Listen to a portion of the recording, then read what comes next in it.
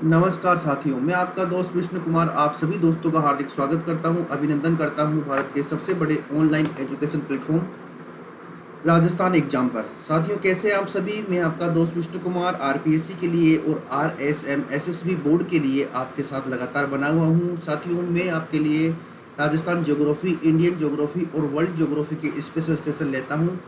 साथियों, अनअकैडमी के plus courses खरीदने के बहुत सारे फ़ायदे हैं। आपको जितने भी एजुकेटर हैं उनके द्वारा जितनी भी लाइव क्लासेस ली जाती है वो सभी आप देख सकते हैं और आपको पूरी कंप्लीट तैयारी करवाई जाती है। अनलिमिटेड लाइव एक्सेस आपको मिलता है। आपकी कैपेसिटी कितनी है इसकी जांच कर सकते हैं, डाउनलोड कर सकते हैं पीडीएफ और टेस्ट सीरीज देख सकते हैं और अच्छा गाइडेंस ले सकते हैं। साथियों, करना क्या है, अनअकैडमी का लर्निंग ऐप डाउनलोड करके आपके मोबाइल नंबर को रजिस्टर्ड करना है जिससे आप रजिस्टर्ड यूजर हो सके। उसके बाद आरपीएससी सेक्शन में जाकर विष्णु कुमार जांगिड को फॉलो करना है जिससे आने वाले जो भी राजस्थान ज्योग्राफी और इंडियन ज्योग्राफी के टेस्ट हैं वो आपको मिल सकें।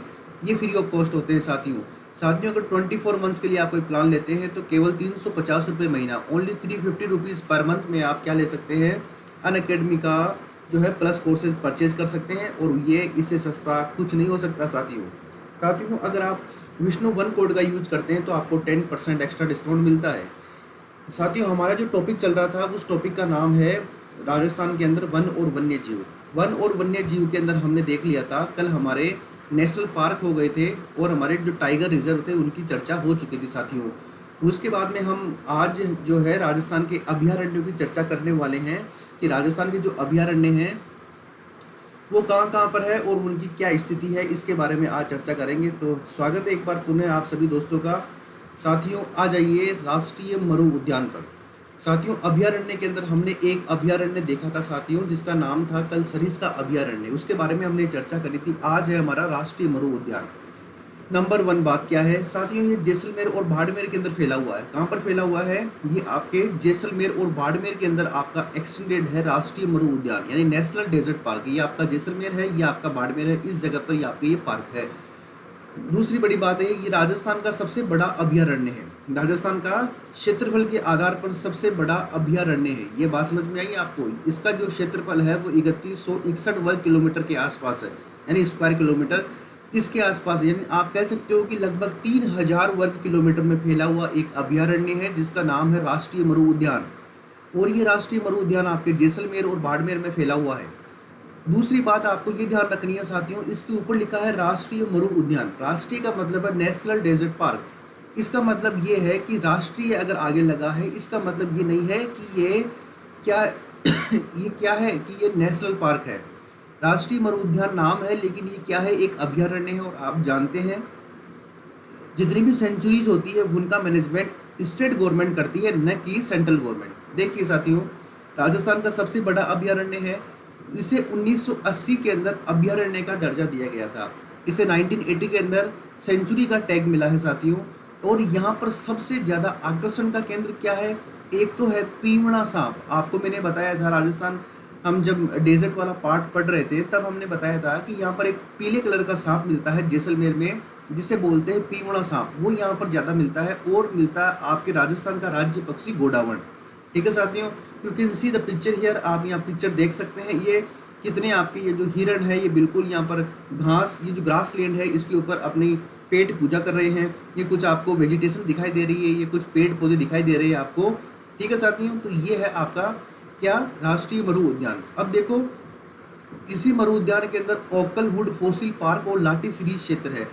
ओकलवुड फॉसिल पार्क के बारे में आपको पता है, यहाँ पर जुरासिक काल के क्या है, आज से लगभग 18 करोड़ वर्ष पहले की लकड़ी के अवशेष मिले हैं जो ये प्रूव करते हैं कि जहाँ पर आज डेजर्ट है वहाँ पर पहले डेजर्ट के अलावा और कुछ भी हुआ करता था। यानी वहाँ पर जो है डेंस फॉरेस्ट होने की संभावना जताई जाती है। ठीक है ना, जो कि आज आप डेजर्ट देखते हो। और जो लाठी सीरीज क्षेत्र है वो आप जानते हो मोहनगढ़ से लेकर पोखरण तक, ये दोनों जैसलमेर में एक 60 किलोमीटर लंबी पट्टी है जिसके ऊपर सेवण घास उगती है। और उसी सेवण घास को कौन खाता है? आपके गोडावन पक्षी खाता है। इसीलिए इस लाठी सीरीज क्षेत्र को गोडावन की शरण स्थली के नाम से जाना जाता है। ठीक है साथियों, आगे बढ़ते हैं। ये आपका राज्य पक्षी, देखो राजस्थान का राज्य पक्षी है गोडावन। साथियों, ये आप गोडावन की क्या देख सकते हैं, फोटो देख सकते हैं। आज गोडावन की इतनी डिटेल में चर्चा कर लेंगे कि इसके बाहर कुछ नहीं जाएगा। देखो, you can see the picture, the state bird of Rajasthan, ये राजस्थान का राज्य पक्षी है गोडावन। तो देखिए नंबर 1, ये इसे राजस्थान का राज्य पक्षी कहते हैं, ये आपका है गोडावन। कौन से क्षेत्र में मिलता है, बहुत ही शॉर्ट नोट्स के अंदर लिखा हुआ है। ये आपके एक तो राष्ट्रीय मरु उद्यान में मिलता है। ये जो राष्ट्रीय मरु उद्यान है ये कहाँ पर है, ये आपके बाड़मेर और जैसलमेर में है। नंबर 1 बात। नंबर 2 बात, राजस्थान का हृदय और भारत का मक्का मदीना के नाम से फेमस अजमेर की एक जगह है जिसे बोलते हैं सांकलिया। क्या बोलते हैं, सांकलिया। और इस सांकलिया जगह जो अजमेर में है, यहाँ पर भी आपके राजस्थान का राज्य पक्षी है, ये ज़्यादा मात्रा में मिलता है। और एक जगह है सोरसन, और जो सोरसन जगह है ये कहाँ पर है, ये आपके 12 जिले में है। कहाँ पर है साथियों, 12 जिले में है। यानी राजस्थान के अंदर 3 प्रमुख क्षेत्र है राजस्थान के राज्य पक्षी जहाँ पर मिलता है। एक तो आपके राष्ट्रीय मरु उद्यान, एक दूसरा है सांकलिया अजमेर, और तीसरा है सोरसन 12। साथियों, इसका जो वैज्ञानिक नाम है वो है ओर्डियोटिस नाइग्रिसेप्स। क्या है इसका वैज्ञानिक नाम, क्या है, ओर्डियोटिस नाइग्रिसेप्स। ठीक है, ये इसका साइंटिफिक नेम है, आप याद रख सकते हो ON, यानी ओर्डियोटिस नाइग्रिसेप्स। इस चीज़ को आपको याद रखना है, इसको भूलना नहीं है। इसका वैज्ञानिक नाम क्या है, ओर्डियोटिस नाइग्रिसेप्स। इसके बहुत सारे दूसरे नाम भी है साथियों, जैसे आप में से किसी दोस्त के नाम घर में अलग नाम होता है, दोस्त अलग नाम से पुकारते हैं, स्कूल में अलग नाम होता है।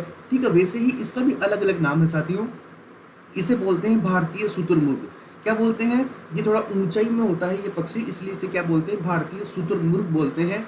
इसे ही सोहन चिड़िया के नाम से जानते हैं, इसे ही ग्रेट इंडियन बस्टर्ड कहते हैं, और इसे ही हुकना बोलते हैं। क्या बोलते हैं साथियों, हुकना।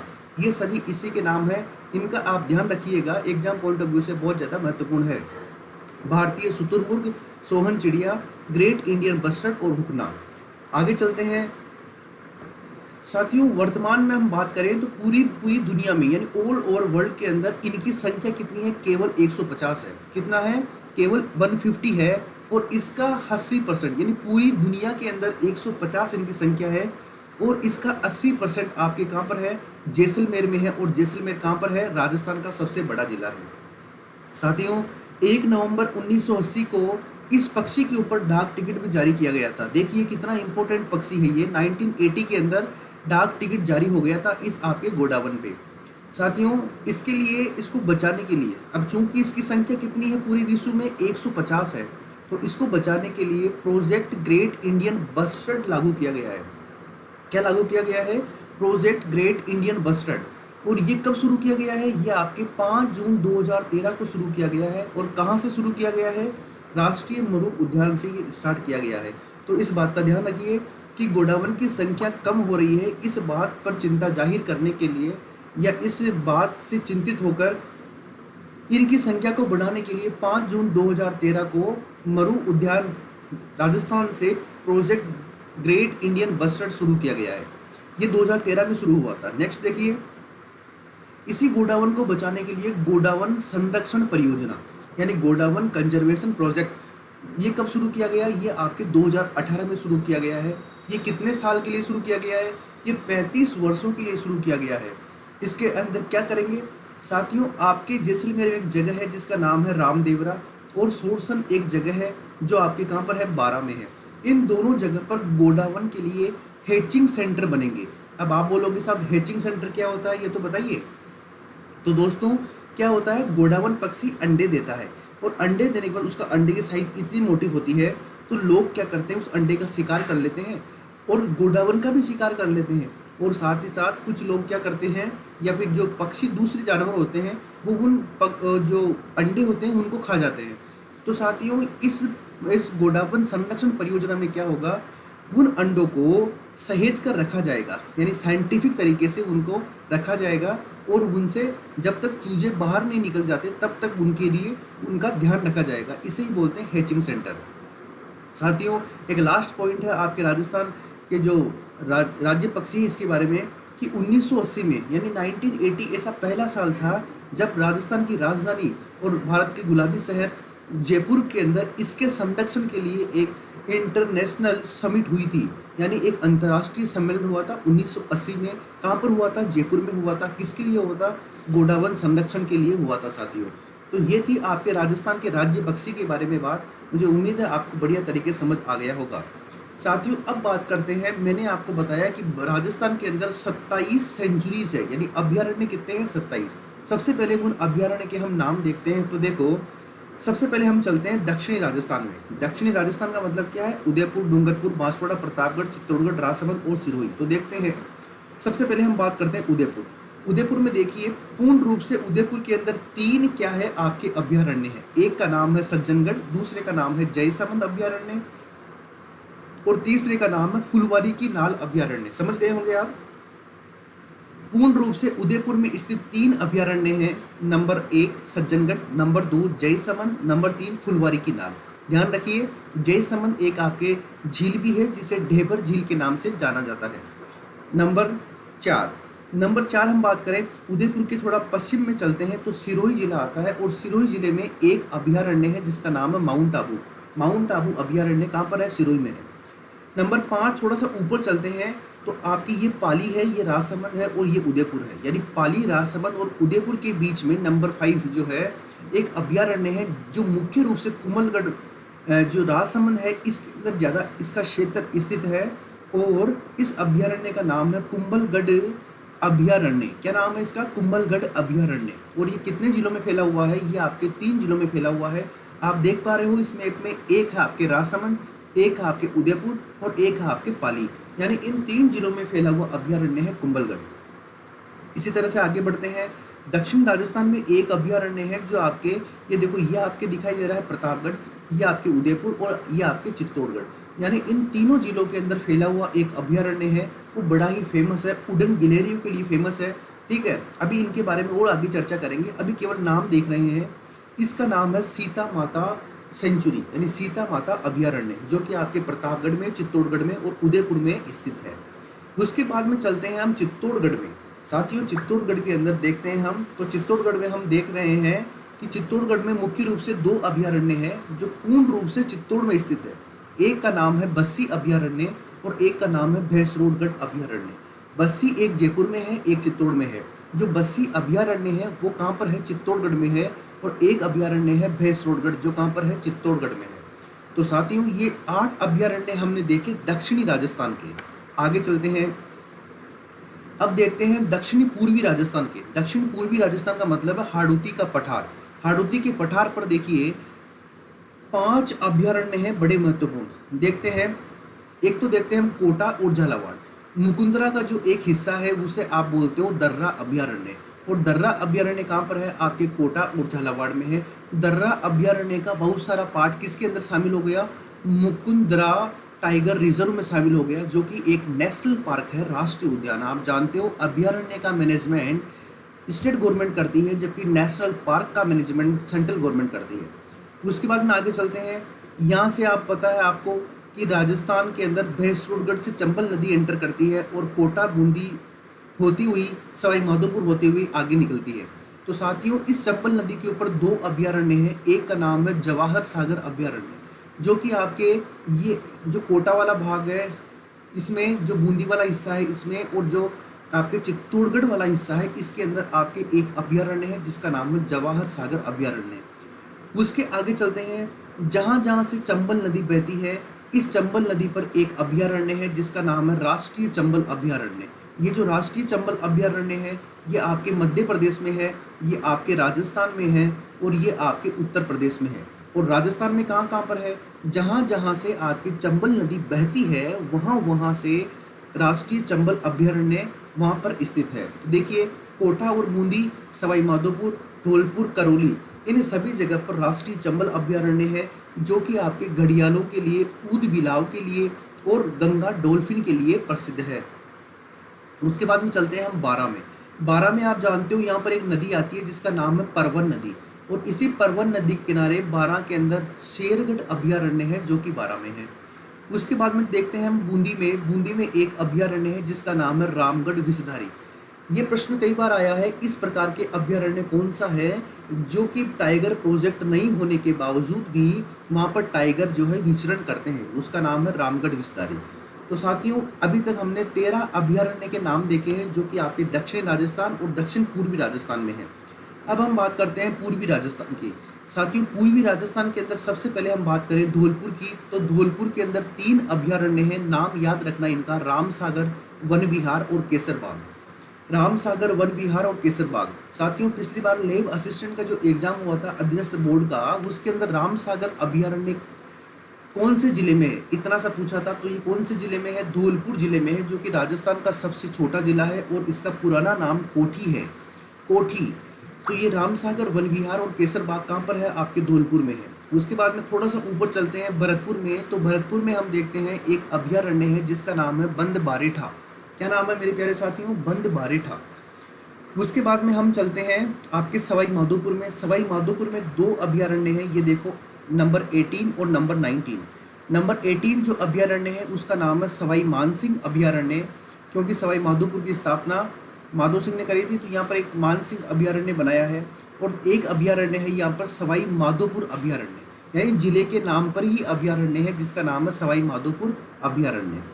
उसके बाद में हम चलते हैं करौली में। करौली में एक मंदिर है, आप जानते हो यदुवंशी की जो कुल देवी है केला देवी माता जी, उनका मंदिर है। और जो केला देवी माता जी का मंदिर के आसपास की जो जगह है उसे ही अभयारण्य घोषित किया है और उसका नाम है केला देवी अभयारण्य, जो कहाँ पर है? आपके करौली में है। उसके बाद में देखते हैं अलवर में। अलवर के अंदर 2 अभयारण्य हैं, एक का नाम है सरिस्का, इसके बारे में हमने डिटेल के अंदर चर्चा करी है, जो कि एक टाइगर प्रोजेक्ट है। और एक का नाम है सरिस्का ए, सरिस्का या सरिस्का ए अभयारण्य।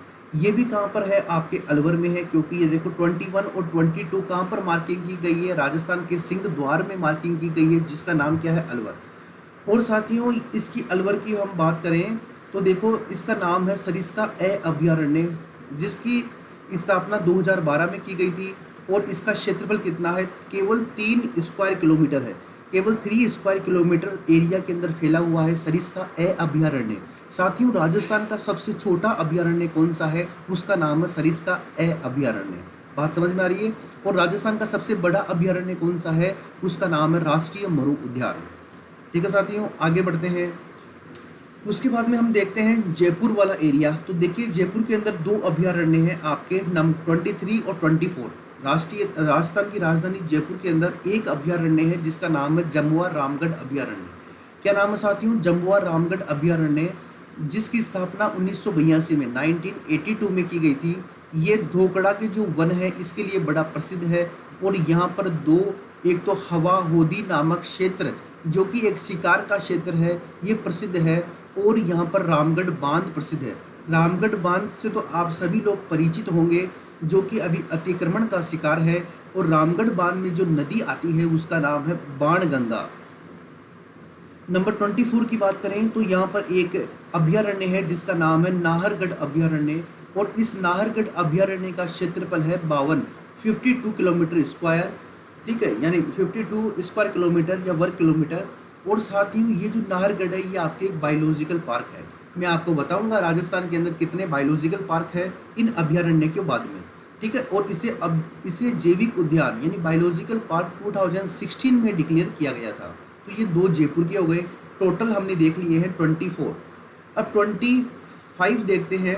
साथियों आप जानते हो अजमेर का एक भाग है जिसे हम बोलते हो रावली टाटगढ़। और रावली टाटगढ़ जो है आपके अजमेर में, पाली में और राजसमंद में फैला हुआ है। तो ये रावली टाटगढ़ एक अभयारण्य है जो मुख्य रूप से अजमेर में और पाली और राजसमंद के अंदर फैला हुआ है, रावली टाटगढ़। उसके बाद में देखते हैं साथियों चूरू के अंदर नंबर 26 एक अभयारण्य है जिसका नाम है ताल छापर अभयारण्य।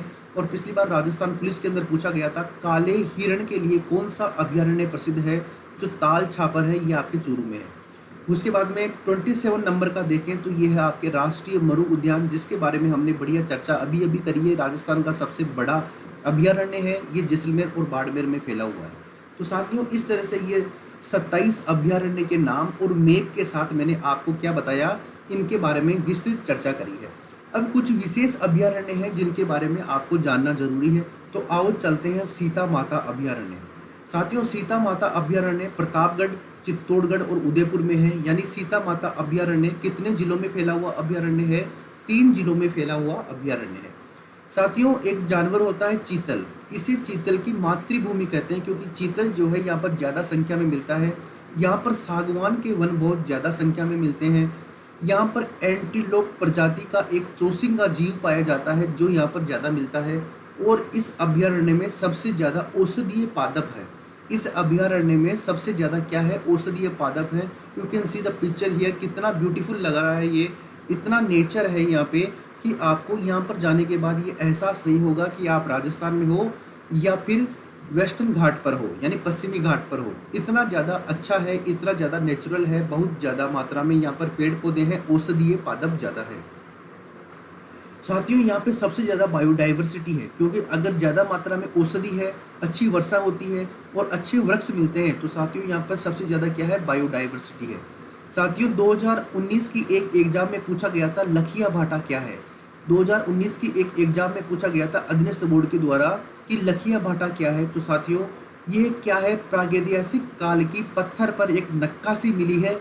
नक्काशी समझते हो, पत्थर के ऊपर डॉट डॉट करके कुछ डिजाइनिंग की जाती है, उसे नक्काशी बोलते हैं। और ये प्राग ऐतिहासिक काल की है, जिसका नाम है लखिया भाटा, जो कौन से अभयारण्य की फेमस है, आपके सीता माता अभयारण्य की फेमस है। साथियों 1979 में इसे अभयारण्य घोषित किया गया था और इसका एरिया लगभग 422 वर्ग किलोमीटर है, ठीक है। और 1979 में इसे क्या घोषित किया गया था, अभयारण्य घोषित किया गया था। साथियों इसी अभयारण्य के अंदर उड़न गिलहरियाँ प्रसिद्ध है। क्या प्रसिद्ध है, उड़न गिलहरियाँ, जिन्हें स्थानीय भाषा के अंदर मसोवा कहा जाता है। देखिए उड़न गिलहरियाँ, यू कैन सी हियर, आप यहाँ देख सकते हैं उड़न गिलहरी को। उड़न गिलहरी का मतलब ये नहीं है कि इसके पंख है और ये सीता माता से उड़ेगी और नाहरगढ़ जयपुर आ जाएगी, इतना नहीं है। ये क्या करती है, टहनी के ऊपर लटकती है और ये इस तरह से राउंड करती हुई जंप लगाती है, तो एक पेड़ से दूसरे पेड़ के ऊपर ऑटोमेटिक ये क्या करती है, ये पहुंच जाती है, ठीक है। और इसीलिए हम बोलते हैं कि ये क्या है, उड़न गिलहरियाँ है। और स्थानीय भाषा में क्या बोलते हैं, मसोवा। यहाँ पर एक नदी का उद्गम होता है जिसे बोलते हैं कर्म मोचनी नदी। यानी आपसे पूछा जाए कि कर्म मोचनी नदी का उद्गम कहाँ से होता है, तो आप बताइए कि सीता माता अभयारण्य से होता है। यहाँ पर ठंडे और गर्म जल के दो सोर्स हैं, एक का नाम लव है और एक का नाम कुश है।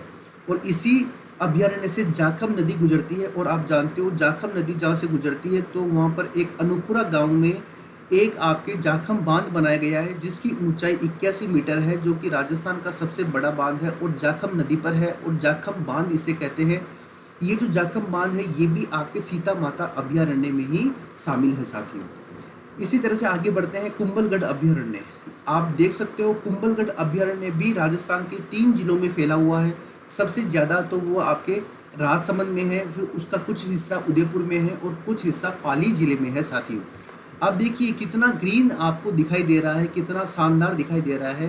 और ये जो दीवार दिखाई दे रही है आपको, ये कुंभलगढ़ दुर्ग की दीवार है, जो कि पिछली बार राजस्थान आर्ट एंड कल्चर के अंदर पूछी गई थी कि राजस्थान की सबसे ऊंची और एशिया की दूसरी सबसे बड़ी दीवार का नाम बताइए। तो एशिया की दूसरी सबसे बड़ी दीवार का नाम क्या है, कुंभलगढ़ की जो दीवार है ये।